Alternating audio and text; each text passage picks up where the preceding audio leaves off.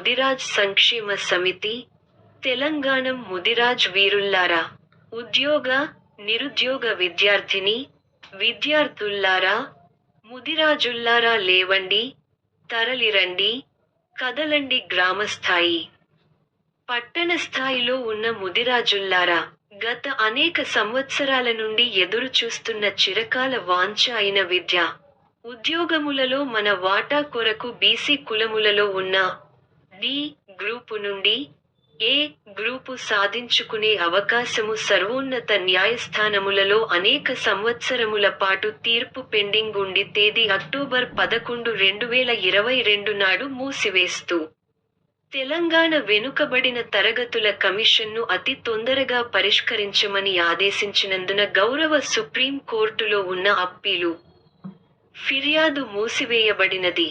ఇట్టి విషయము నవముదిరాజ్ సమాజముకు రిజర్వేషన్ ద్వారా విద్య, ఉద్యోగ అవకాశాలు పొందే విద్యార్థిని, విద్యార్థులకు ముఖ్యంగా యువతకు శాపంగా మారినది అని తెలియజేయుటకు చింతిస్తున్నాము.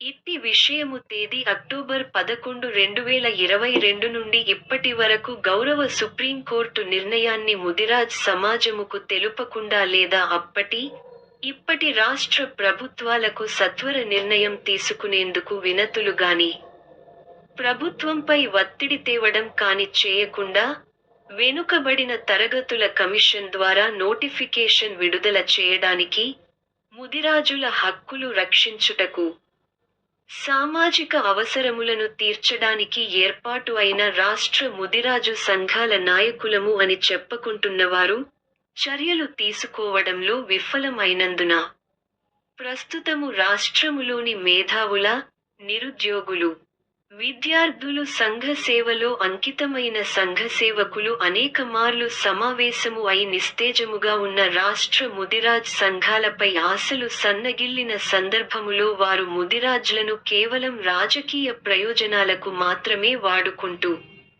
కులాన్ని రాజకీయ పార్టీల దగ్గర తాకట్టు పెట్టి కేవలం నామినేటెడ్ పదవుల కొరకు మాత్రమే డిమాండ్ చేస్తూ ఉన్నందున తెలంగాణ రాష్ట్ర ముదిరాజ్ సంక్షేమ సమితి ని ఏర్పాటు చేయడం జరిగినది.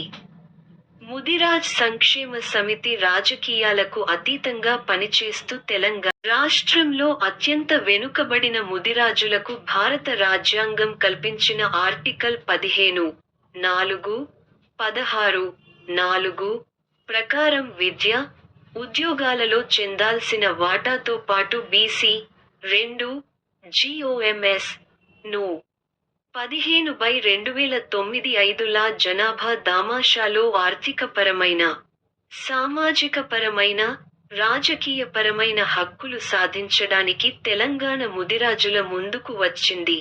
ముదిరాజ్ సంక్షేమ సమితి ని దీవించి హక్కులు సాధనలో రాజకీయాలకు అతీతంగా సహకరించి ఈ కార్యక్రమములో భాగములై విజయవంతంగా నడపండి ముదిరాజులకు ప్రార్థన.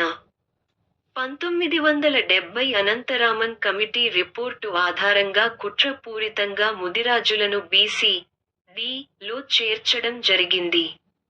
బీసీ డి లో ఉండటం వలన నష్టాలు బీసీ డి లో అభివృద్ధి చెందిన ఉన్నత కులాలు కారణంగా వారితో పోటీపడలేము.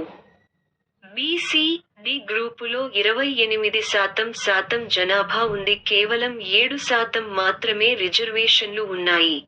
బీసీ డి గ్రూపుకు రోస్టర్ పాయింట్లలో అన్యాయంగా అనగా 18, 39వ స్థానంలో ఉంచడం.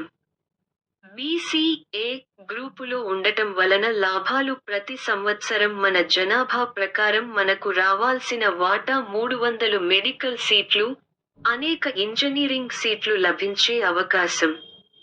బీసీ ఏ గ్రూపులో కేవలం 9% జనాభా ఉంది, 7% రిజర్వేషన్లు లభిస్తున్నాయి. బీసీ డి కంటే బీసీ ఏ గ్రూపులో ముదిరాజ్లకు సమాన స్థాయి కలిగిన కులాలు ఉండటం వలన పోటీ పడటం సులభం. యూనివర్సిటీలలో పీజీ, డాక్టరేట్ సీట్లు పొందే అవకాశం మెరుగవుతుంది. రోస్టర్ పాయింట్లలో అనుకూలంగా పెరుగుతాయి అనగా 4, 20వ స్థానంలో ఉండటం వలన ఉద్యోగ అవకాశాలు లభిస్తాయి. విదేశాలలో చదివే ముదిరాజ్ విద్యార్థులకు ఆర్థిక సహాయం పొందే అవకాశాలు మెరుగవుతాయి.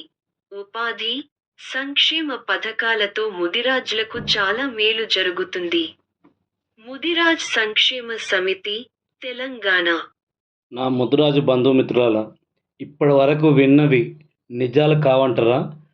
మనము బీసీడీలో ఉంటే ఎంత నష్టపోతున్నామో, బీసీఏలో ఉంటే ఎంత లాభపడుతున్నామో తెలుస్తుంది కదా. మన బలం ఎక్కడ, మన బలహీన ఎందుకు, మనకి ఎందుకు ఈ గతి పట్టింది, ఎవరు ఈ గతి పట్టించారు అని గుర్తు చేసుకోలేమా, తెలుసుకోలేమా? రావాలి, తరలి రావాలి, నర్సాపూర్కు మీటింగ్కి అటెండ్ కావాలి.